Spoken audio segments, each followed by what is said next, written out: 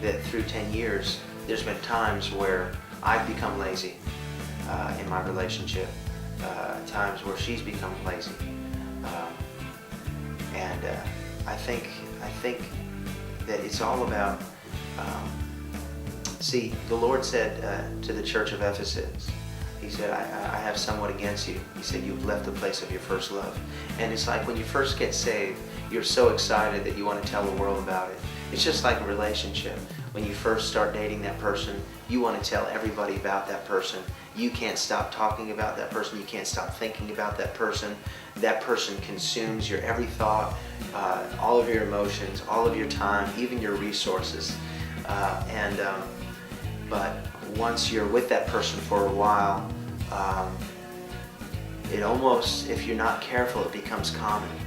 And I think that we as Christians, we take the presence of God at times for granted, and it becomes common, and there's no longer mystery in there, because we aren't continuing to really pursue with passion and fire after that relationship. And what Jesus said to the church of Ephesus is that He said, I have somewhat against you. He said, you've left the place of your first love. He said, repent and do your first works again, that times of refreshing will come from the presence of the Lord. So it's just like a relationship. Okay, you could say, well, I no longer love that person, or I fell out of love. I don't believe in falling out of love. I don't believe that love is an emotion. I believe that love is a